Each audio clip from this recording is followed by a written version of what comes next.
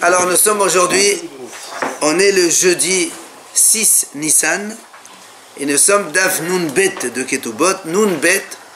Il nous restait les deux dernières lignes de Nun Aleph Hamoud Bet en bas. On a dit dans la Mishnah,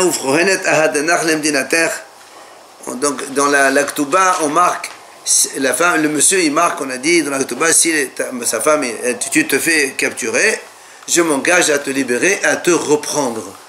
Mais si c'est un Kohen, il ne peut pas dire à te libérer, à te reprendre, parce qu'il n'a pas le droit de la reprendre. Il dit, je m'engage à te libérer et à te ramener chez toi. Amar Abaye. Il a dit à Abaye, Almana le Kohen Gadol, Hayav le Dota Shane, Kodeba Vchonet Adanach Lemdinater. Si un Kohen Gadol, il a épousé une veuve, ce qu'il n'a pas le droit de faire, si après elle se fait capturer, il doit quand même la racheter. Pourquoi? Parce qu'il va accomplir ce qu'il a dit. Si tu te fais capturer, je te libère et je te ramène chez toi.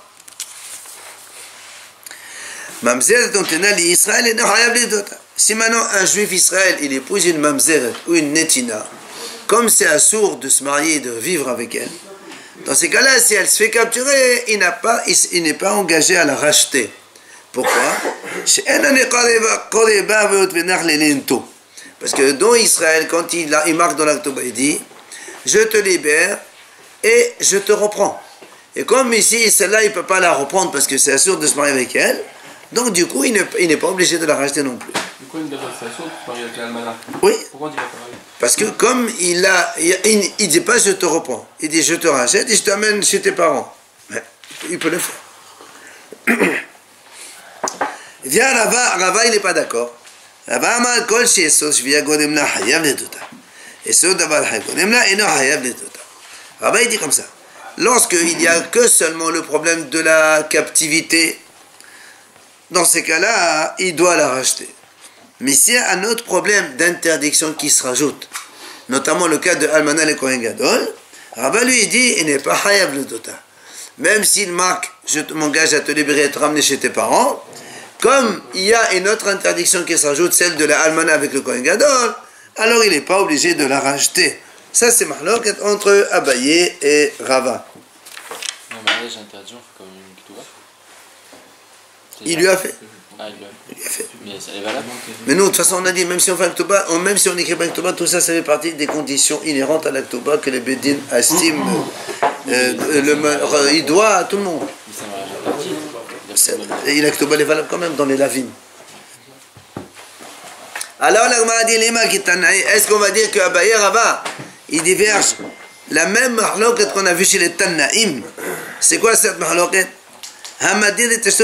Si un homme il dit à sa femme, il lui fait un neder de ne plus profiter d'elle. Donc ça veut dire il faut qu'il la divorce. Il fait un vœu de ne plus profiter d'elle. Il faut qu'il la divorce. Seulement juste avant, Vinishbet, elle a été capturée. Rabbi Elazar dit, il doit la racheter, il lui donne sa ketouba parce qu'il ne peut pas la reprendre. Rabbi Yoshua dit non, il lui donne sa ketouba, mais il ne peut pas, il ne la rachète pas. On va voir pourquoi. Amar Rabbi Nathan, il a dit Rabbi Nathan, Sha'alti Tsumkus. Il a dit, j'ai posé la question à Sumkus. Lorsque Rabbi Yoshua il a dit, il lui donne sa ketouba mais il ne la rachète pas, est-ce qu'on parle dans le cas où est-ce que d'abord le mari il a fait un neder et après elle a été capturée, ou bien dans le cas où elle a été capturée et après il a fait un neder? C'est lui qui a fait le neder. Il a dit, hein? Non, si on parle du monsieur, il a fait un neder de ne pas profiter de sa femme. Donc il est obligé de la divorcer. S'il ne peut pas profiter de sa femme, il est obligé de la divorcer. Il m'a dit son cause, je n'ai pas entendu. Mais par contre, il a dit, la chose semble logique qu'il s'agit du cas où c'est certain que l'homme, il a fait d'abord le vœu de ne pas profiter. Et ce n'est qu'après que la femme, elle a été capturée. Parce que si tu dis des amrat nishbetul vasofedera, à te les renommer. Mais si tu me dis que la femme elle a été d'abord capturée, Ensuite, le mari, il a fait un neder de ne plus profiter de elle. Dans ces cas-là, tous les maris peuvent faire la même chose quand elle est capturée. Comme ça, je me dispense de ne pas la libérer. Ça ne veut rien dire. Donc, on est obligé de dire que d'abord, le monsieur, il a fait un neder à sa femme, contre sa femme, pour ne plus profiter de elle. Et ensuite, elle a été capturée. Et dans ce cas-là, on a la mahlok entre Rabbi Eliezer et Rabbi Yoshua. Rabbi Eliezer dit, il la rachète, il lui donne sa ktuba, puisqu'il ne peut plus se marier avec, enfin, il l'a gardée en tant que femme. Et Rabbi Yoshua dit, non, il lui donne sa ktuba, il n'a pas donc le devoir de la racheter. La ktuba, c'est marqué qu'il doit la racheter. Oui, mais là, il est obligé de divorcer. La ktuba, il marque, je m'engage à te le reprendre et à me marier, enfin, à te garder. Tu peux libérer quand tu es captif. Oui, mais il a marqué la suite, et te garder. D'accord, mais là, il ne peut pas la garder. Donc Rabbi Yoshua a dit, il lui donne sa ktuba, il n'est pas podé. Il peut annuler son vœu, non? Si, il peut annuler son vœu, la discussion n'y est plus. On part dans le cas où c'est impossible. Alors, l'Agma a dit, Maï, de quel cas on parle ici? Là, veut me dire, Eshet Kohen, comme il fallait. N'est-ce pas qu'on parle ici qu'il s'agit de... C'est un Kohen qui a fait un vœu à sa femme. Pourquoi? Parce que si on dit que...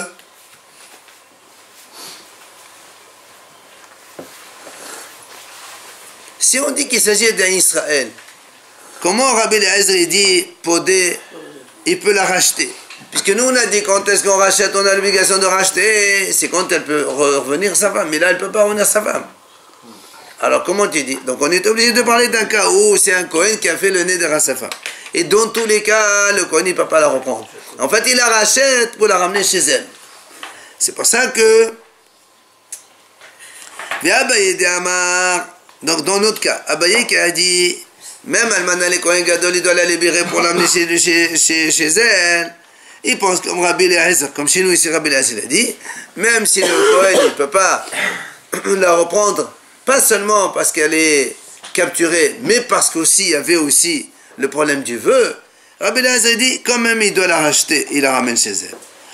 Et Rabba De'ama, qui est Rabbi Yoshua, mais Rabba qui a dit, s'il y a un autre interdit qui se rajoute en dehors de la captivité, il ne rachète pas. Lui, il pense comme Rabbi Yoshua. Puisqu'il y a un autre interdit, celui du vœu, qui s'est rajouté par rapport à la captivité, dans ces cas-là, donc Rava, il pense comme Rabbi Yoshua. Donc, est-ce que c'est la même marloque des Tanaïm, et auquel cas, Abaye et Rava, pourquoi ils recommencent une deuxième fois les choses qu'on connaît déjà? L'Agma a dit là, non, c'est pas la marloque des Tanaïm. C'est-à-dire que la marloque de Rabbi Eliezer et Rabbi Yoshua n'est pas du tout la même comme celle de Abaye et Rava. Pourquoi? Il dit, ici, on parle dans le cas où c'est la femme qui a fait le vœu. Mais le mari, il s'est tué. C'est-à-dire, on sait que quand une femme a fait un vœu, le mari, il est là pour annuler. Alors, elle fait un vœu, voilà, elle fait un vœu de ne plus profiter de lui. Et tu as entendu, dis-lui, Moufalar. Il n'a rien dit. La nuit, elle est tombée, Gamano. Donc, il a confirmé le vœu de sa femme. Alors, Rabbi Eliezer dit, c'est lui, c'est à cause de lui qu'il ne peut pas la reprendre. Tu pouvais l'annuler, le vœu, tu ne l'as pas fait. Alors, tu la rachètes. Rabbi Yoshua a dit, non, monsieur, c'est elle qui s'est mordu le doigt toute seule. On n'a rien demandé. Elle fait un vœu quand son mari, après, elle demande qu'on l'annule. C'est son problème, après. Donc, il ne la rachète pas. Alors, l'Agma a dit, si tu dis que c'est elle qui s'est mordu le doigt toute seule, alors pourquoi Rabbi Yoshua a dit, il lui donne la ktuba? Pour quelle ktuba tu lui donnes? Si elle a fait un vœu de ne plus profiter de son mari, ben elle s'en va, ciao, au revoir. Qu'est-ce que tu veux maintenant? Ah non? C'est un profit. Non, quand la femme elle fait une faute, le mari donne pas ktuba. Si la femme elle trompe son mari, C'est pas une faute envers ah si, ah bah oui, je fais un vœu de ne pas plus profiter de ta. Bravo, shalom aleichem, au revoir. C'est un profit. C'est de l'argent qui est Non, revenu. non, c'est pas le profit d'Aktuba. Elle fait un aide de ne pas profiter de son mari. Donc le mari n'est plus concerné par elle. C'est comme c'est une femme qui quitte son mari. Il va pas lui donner une Aktuba. Aktuba, c'est quand le mari il meurt, ou bien le mari divorce de sa femme. Mais pas quand la femme elle s'en va. C'est pas la femme qui... Quand la femme elle-même, imagine la femme elle fait une relation interdégastige. Elle sort son Aktuba. Oui. Ben là aussi. Elle fait une faute, un péché. Eh ben elle sort. Mais là, le fait qu'elle est jurée, elle est obligée de sortir. Et si elle Elle s'oblige toute seule à sortir, en fait, c'est ça? ben voilà. C'est ce qu'il dit Rabbi Yoshua.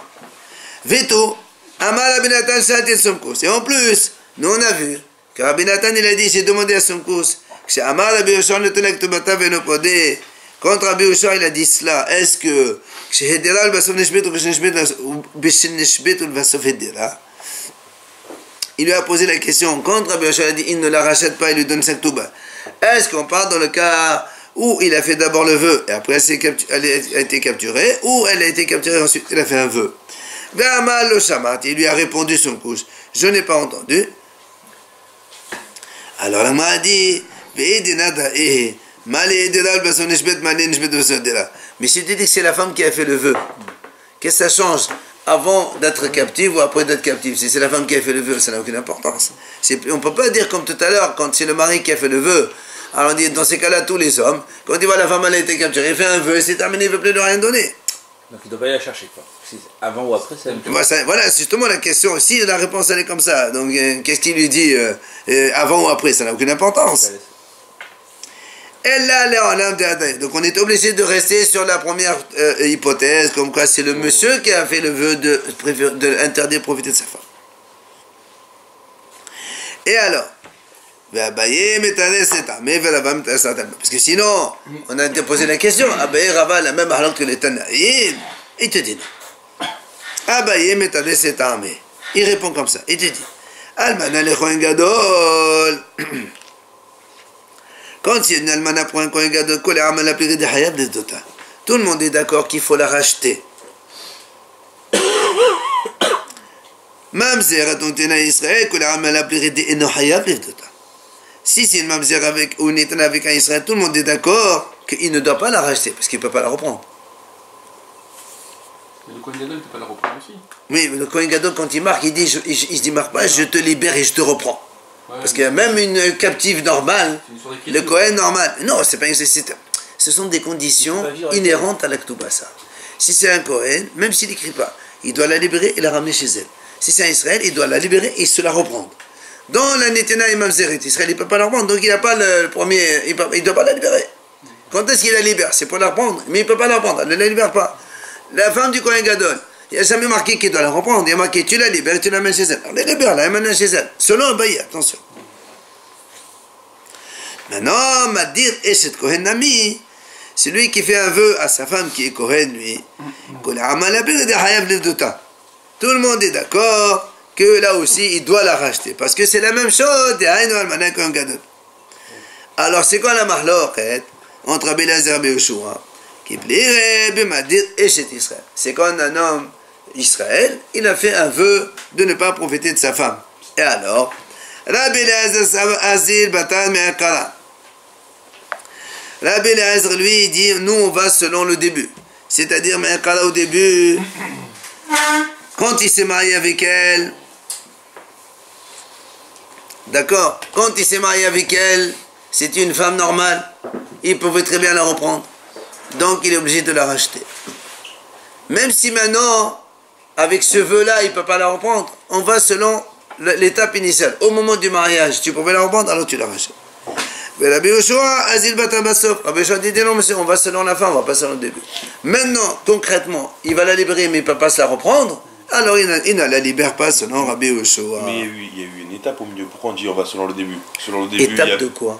Il y a eu l'étape qu'elle a été captive. Donc on s'en fout. Maintenant le problème, ici c'est pas la captivité. Le problème c'est qu'il va la libérer. Est-ce qu'il peut la reprendre ou pas? Il peut pas la reprendre. Vous avez dit on va selon le début. Selon le début, elle n'a pas subi une captivité, donc forcément il n'y avait pas de question. Mais c'est pas la captivité qui pose problème. C'est le neder qu'il a fait le monsieur. Il peut pas la reprendre. Avant, il pouvait très bien la reprendre. Comme il a fait un vœu, il peut plus la reprendre. La captivité c'est au dehors de ça. Maintenant, Rava Metane s'est armé. Rava aussi, il explique donc la braïta comme ça. Il dit Almana le Kohen Gadol, Mamzer Tuntena Nisa, Kole Amal Apiride no Hayav Levdota. Comme il a dit Rava tout à l'heure, ni la Almana pour un Kohen Gadol, ni une Mamzeret pour Israël, tout le monde est d'accord qu'il ne doit pas la racheter. Pourquoi? Parce qu'il y a une autre interdiction qui se rajoute. Rava, il a dit tout à l'heure, quand il y a une autre interdiction en dehors de la captivité, l'almana Kohen Gadol c'est déjà interdit, Mamzer Israël c'est déjà interdit, donc il n'est pas du tout hayav de la racheter. C'est quoi la mahloket? On parle donc une femme normale, que ce soit le mari Kohen ou Israël, c'est la même chose. L'un ou l'autre, ils ont fait un vœu contre leur femme pour ne pas la reprendre. Et là encore, Rabbi Eliezer Azil Batamek, Rabbi Eliezer Batabasof. Rabbi Eliezer, il va selon le début. Et là, évidemment, il doit la racheter, même s'il ne peut pas la reprendre. Et Rabbi Yoshua, il va selon la fin. Comme il ne peut pas la reprendre, alors il ne la rachète pas. On peut dire pour Rabbi Yoshua, c'est facile. Une fois qu'elle est captive, il va lui dire je fais un vœu de plus profond. Ah non, le vœu, on a déjà dit qu'il a fait avant. Ah, le vœu, il a fait avant. Évidemment, avant d'être captif. Sinon, on a dit tout à l'heure, il n'y a pas de. En quoi il va vers la fin alors, parce que selon lui, Vers la fin, comme vers la fin, il ne peut pas la reprendre à cause du vœu. D'accord? Ah, mais soit il marche pas. Si Non, parce que nous on a dit la marnoute c'est contre une femme normale. On parle d'une femme normale, on ne parle pas d'une femme interdite. Une femme normale, quand tu lui fais un vœu, normalement tu peux la reprendre. Et Rabbi Yoshua a dit, même Eshet Israël, comme à la fin tu ne peux pas te marier avec elle, alors tu la reprends, tu n'es pas obligé de la racheter. C'est pas la fin. Pourquoi il a ajouté Shekon ici? Quel problème? On a dit juste avant que Shekon Ça c'est Almana les Kohen Gadol. Il a dit Almana, Rava il dit quand il y a une interdiction supplémentaire, je ne parle même pas. Là il n'y a pas d'interdiction supplémentaire, c'est une femme Kohen normale, elle est mariée normalement, lui il vient faire un vœu dessus. Nishbet Hayav Livdota Vichoule. Tano Rabban al-Hachamim disent Nishbet Behayev Ala. Si une femme elle a été capturée alors que son mari il était vivant. Be'ahakach Met Ba'ala. Et après son mari il est mort. Alors, est-ce que les héritiers doivent la libérer, oui ou non? Pardon? Non, ça on s'en fout, ça n'a aucune importance. Alors la Braïta dit Loïk et Babala, si le mari il n'était pas au courant qu'elle a été capturée et il est mort, alors là, pardon. Loïk et Babala, non, si le mari il était au courant qu'elle a été capturée et donc il avait déjà l'obligation de la racheter, après il est mort, évidemment dans ces cas-là les héritiers ils avaient déjà l'obligation depuis le vivant de leur père de la racheter. Loïkil Babala, si maintenant le mari n'était pas au courant, imaginons qu'il était gravement malade, il n'était pas au courant, et après il est mort, sans être au courant qu'elle a été capturée, dans ces cas-là, les héritiers n'ont pas l'obligation de libérer cette femme. Lévi, ça va les mabad en keha matita. Lévi, il voulait faire comme ça. C'est-à-dire, comme on vient de lire dans la Braïta. Si le mari il était au courant, il la libère. Avant de mourir, on la libère. S'il n'était pas au courant, les héritiers ne sont pas obligés de la libérer. Amal et Rav. Rav, il lui dit à Lévi, attention. Achi Amal Havivi. C'est comme ça qu'il a dit Havivi, mon cher, c'était son oncle Rabbi Hiya. Il a dit, Let helcheta keha matnita. La halakha n'est pas comme ça, il lui a dit. Ella keha detania. Comme cette Braïta, elle dit comme ça. Seulement si elle a été capturée après la mort de son mari, c'est là où les orphelins ne sont pas obligés, donc ne sont pas tenus de la libérer. Vélod. Elle a fait le nishbit b'haïbala, pas seulement ça. Même si elle a été capturée quand son mari était vivant. Et après le mari, il était au courant et après il est mort. Les orphelins ne sont pas obligés de la racheter. Pourquoi? Parce que dans les conditions de l'Oktoba, il lui dit je te libère et je te reprends pour femme. Comme là il est mort, il ne peut pas la reprendre pour femme, alors il n'est pas obligé de la libérer. Mais c'est deux choses différentes. Non. Il aurait pu dire, même s'il est mort, il a promis de la libérer. Les engagements de l'Oktoba, ils sont comme ça. Très bien, mais il a promis je de la te libérer. libère et je te reprends. Si je ne peux pas te reprendre, je ne suis pas obligé de te libérer. Ah, les deux sont... Évidemment, ça va ensemble.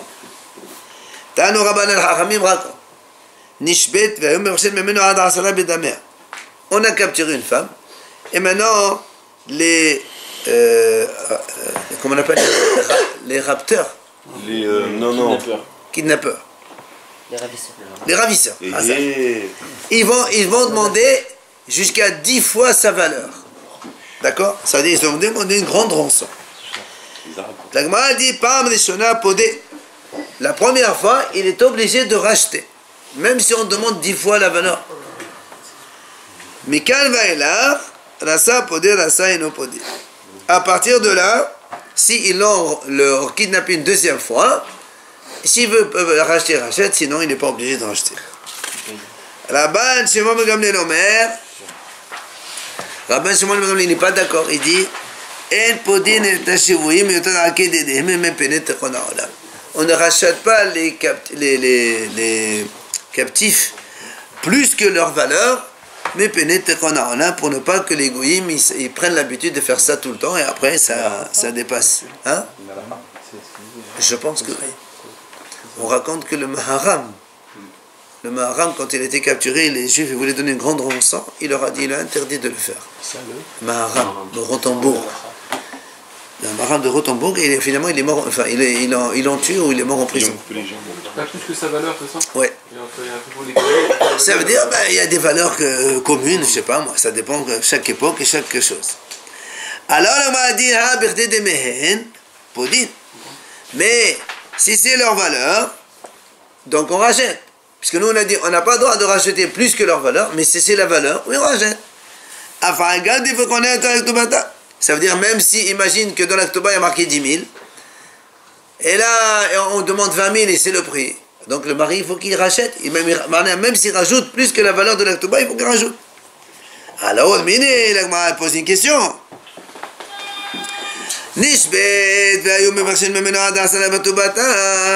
Si la femme, donc une femme elle a été prisonnière, elle a été capturée, et on demande jusqu'à 10 fois sa valeur de l'Aktuba, regarde ce qu'il dit, on demande 10 fois la valeur de l'Aktuba, bam, on est sur un apodé. La première fois, il rachète, même 10 fois la valeur de l'Aktuba.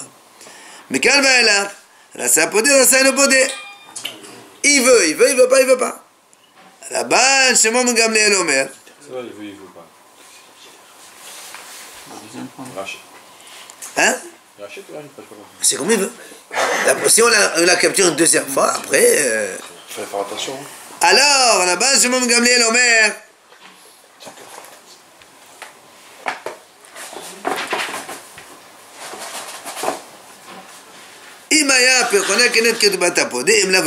Si la valeur de la rançon, elle équivaut à celle de l'Aktuba, on rachète.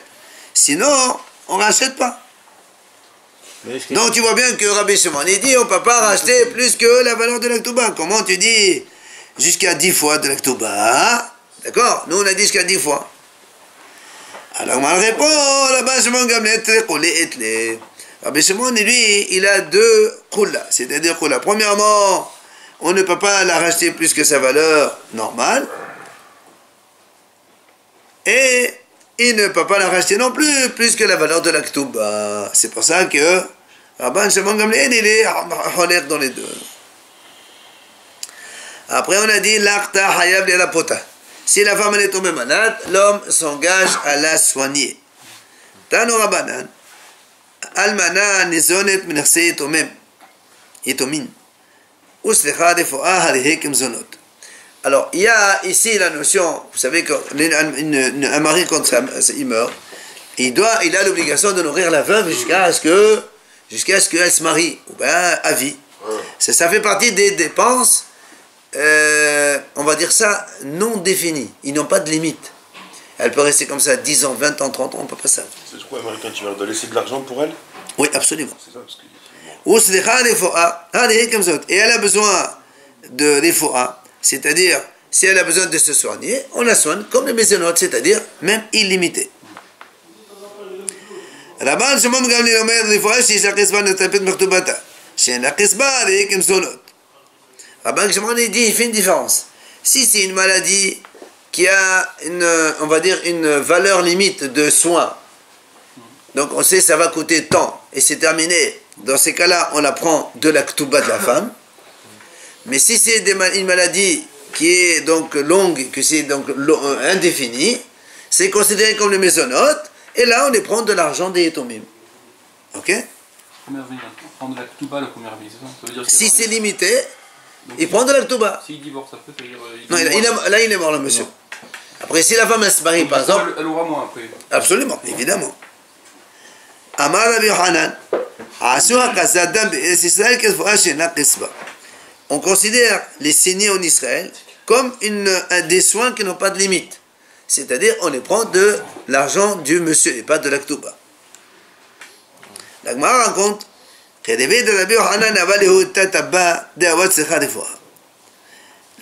Rabbi Hanan, il avait un proche à lui, que la femme de son père, donc la veuve, elle avait besoin de se soigner. Elle a besoin de médicaments tous les jours. Donc il fallait prendre ça où? Dans les maisonnotes, c'est-à-dire l'argent des orphelins. Ces proches-là, ils sont venus voir Rabbi Hanan, qui est là, ça nous coûte trop cher là-haut. Il leur a dit, voilà, vous allez faire une chose. Allez voir, faites un accord avec le médecin. Vous lui dites, voilà, tu la soignes jusqu'à haut, on te donne tant. Et c'est tout. Comme ça, ça devient une valeur fixe.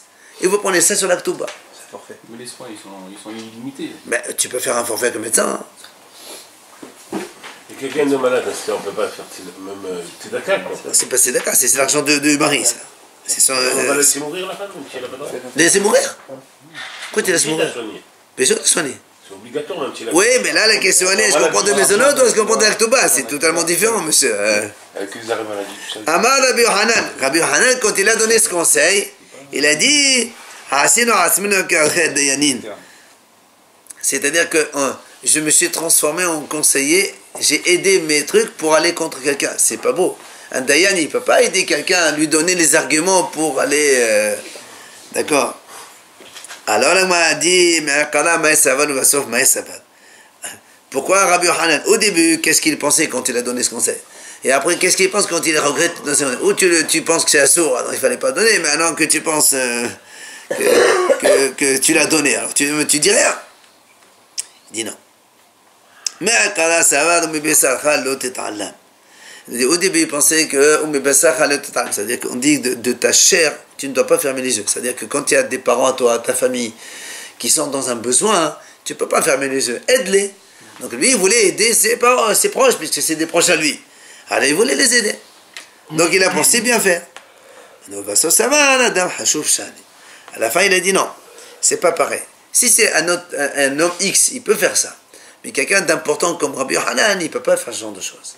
A priori, c'était permis de faire comme ça, Après, de donner un truc forfaitaire non, c'est pas de donner.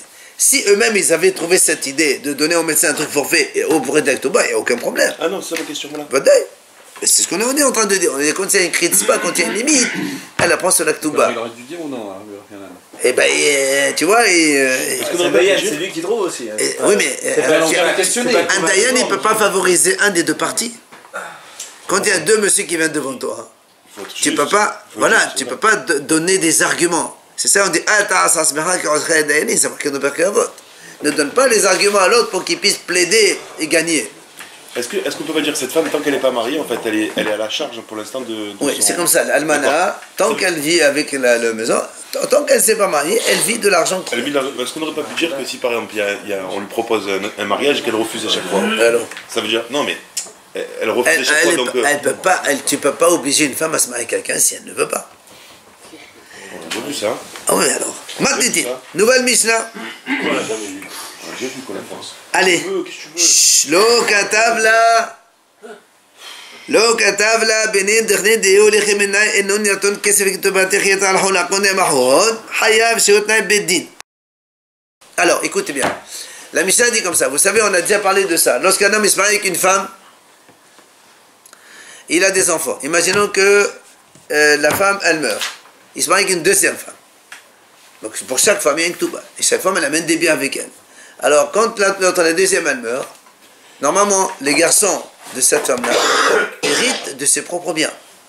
Et les garçons de l'autre mère, ils héritent de ses propres biens. Et le bien du père, il va à égalité selon tout le monde. C'est ça. Donc c'est ce qu'il dit ici. Normalement, il marque dans le Ktouba, les garçons que tu auras de moi, eux, ils pourront prendre l'argent de ta Ktouba. Ta Ktouba à toi, c'est tes enfants. On ne va pas décider de partager avec les autres de notre mère. D'accord? Donc la Mishnah dit que même si on n'a pas écrit cette condition, ça fait partie des clauses du contrat qui sont inhérentes au contrat, et donc elle doit faire comme ça, enfin il doit faire comme ça.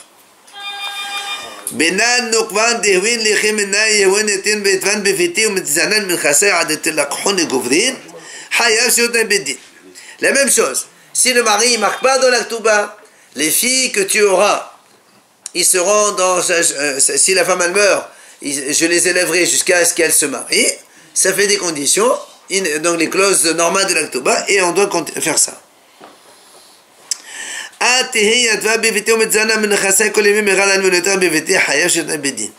La même chose, s'il n'écrit pas, toi, à sa femme, que lui, s'il meurt, tu resteras à la maison, tu vivras jusqu'à ce que tu puisses te marier, eh bien, même s'il n'écrit pas ça, ça fait partie des clauses, et la femme, elle reste dans la maison.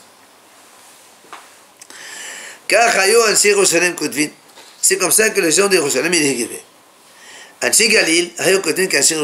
Les hommes du Galilée, donc du nord, ils écrivaient la même chose que Jérusalem. Par contre, les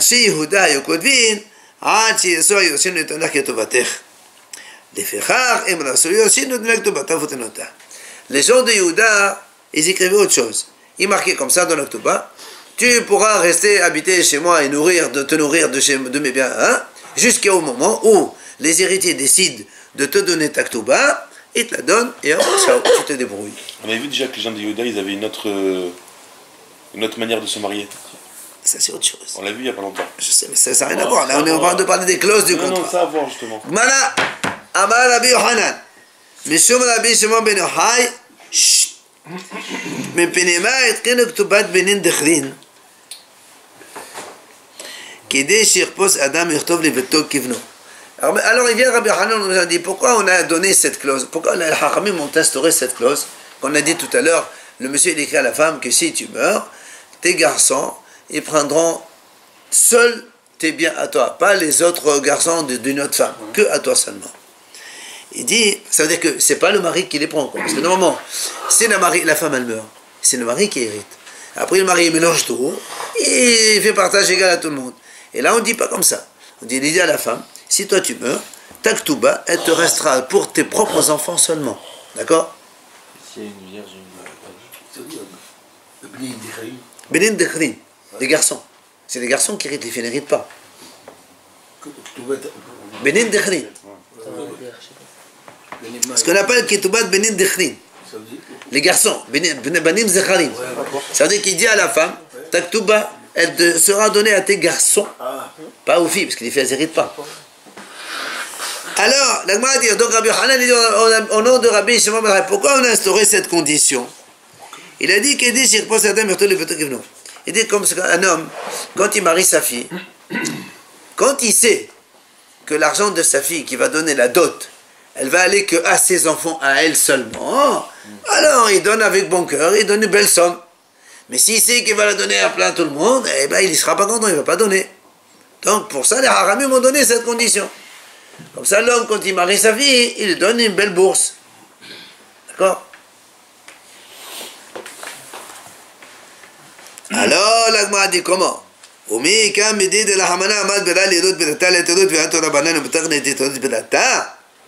Alors, on dit comment? Est-ce qu'il y a une chose que la Torah dit normalement, qui c'est qui hérite les biens du monsieur? C'est les garçons. Oui ou non? Les garçons héritent, les filles n'héritent pas. Celui-là, qu'est-ce qu'il fait? Il donne plein d'argent à sa fille.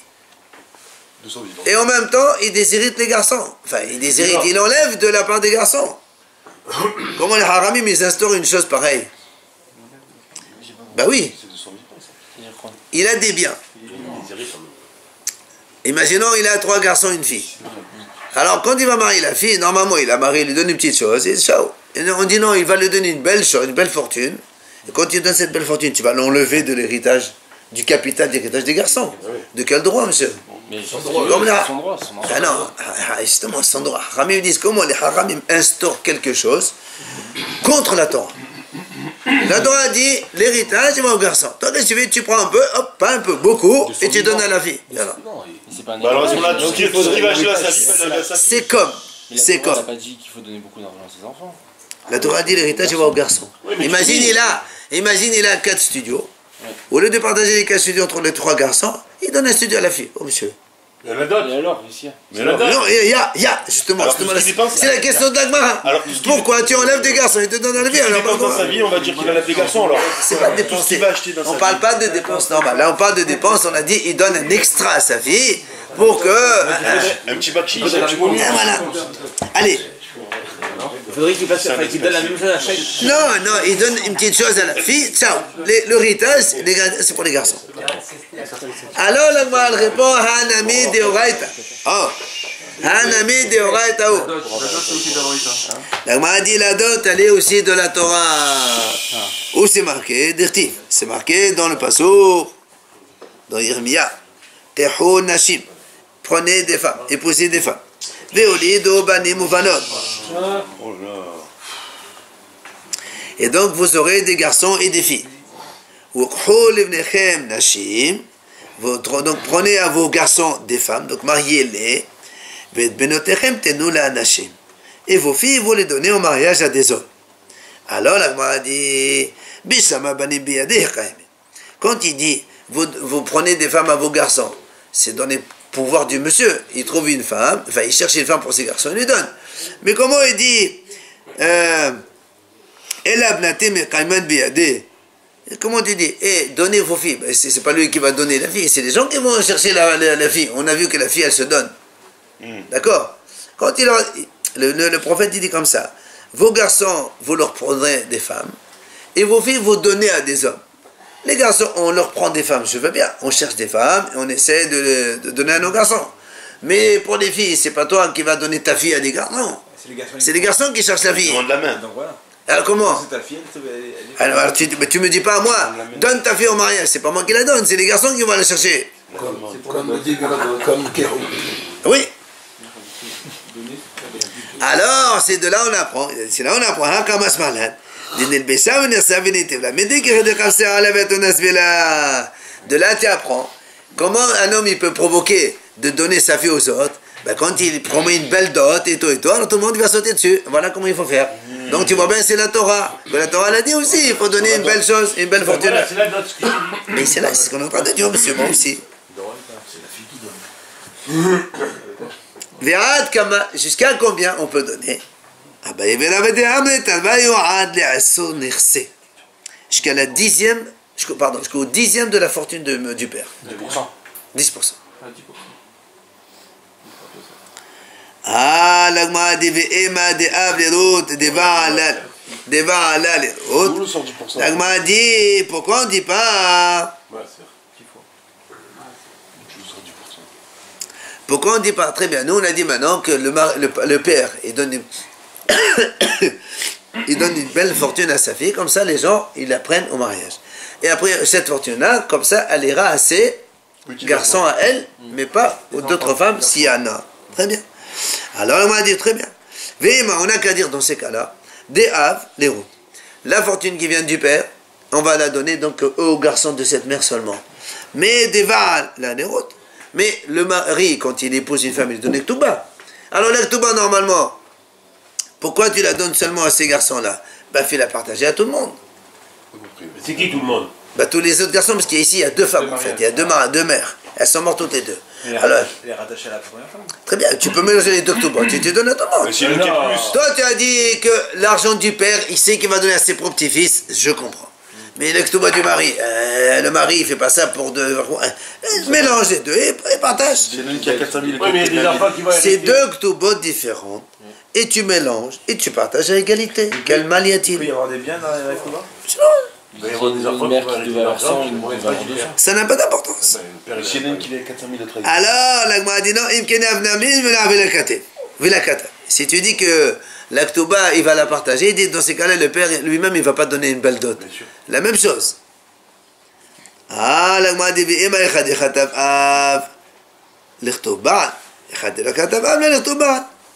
alors, on n'a qu'à dire comme ça, très bien.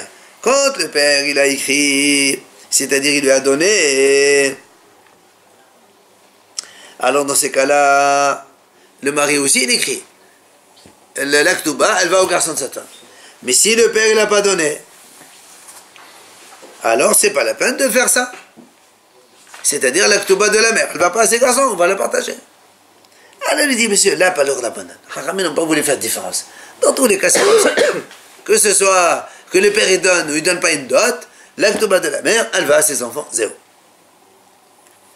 Ah, la Gemara dit, Bad ben abanim na meterot keterot. Quand il y a une fille parmi les garçons.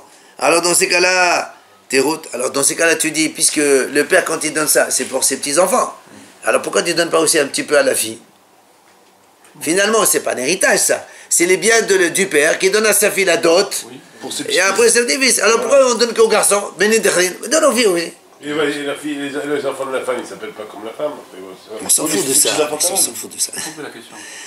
Pourquoi que les garçons seulement ils prennent ça? C'est la dot de la mère et la ktouba de la mère quand elle est morte. On a dit on donne ça aux garçons. Pourquoi Dieu ne donne pas aussi aux filles des pauvres? C'est des héritiers, eux. C'est pas des héritiers. L'héritier c'est l'héritier du père, pas de la mère. On n'hérite pas de la mère. Ça c'est la ktouba de la mère. Alors il dit Kedahala ça veut la banane.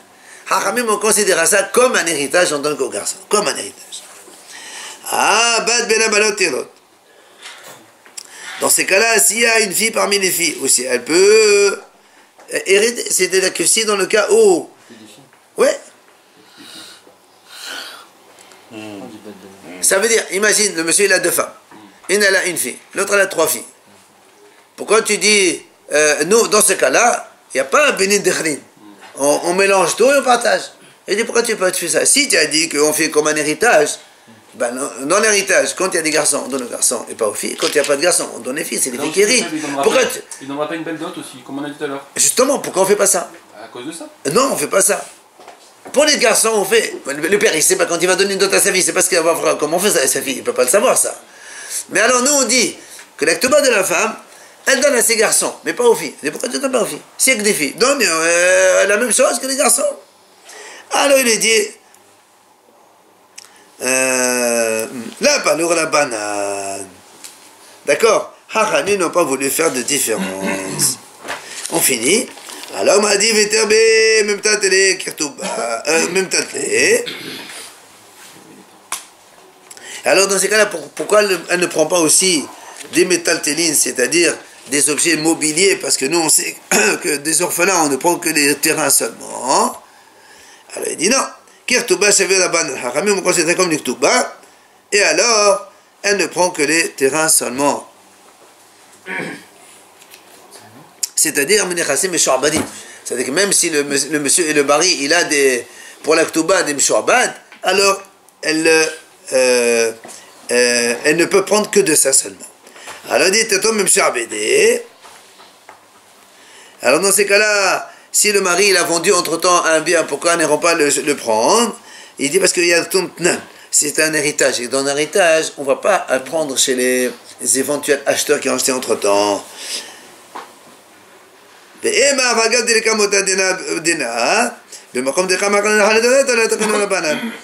verra ça demain, en fait. On expliquera ça parce qu'on n'a pas le temps, mais...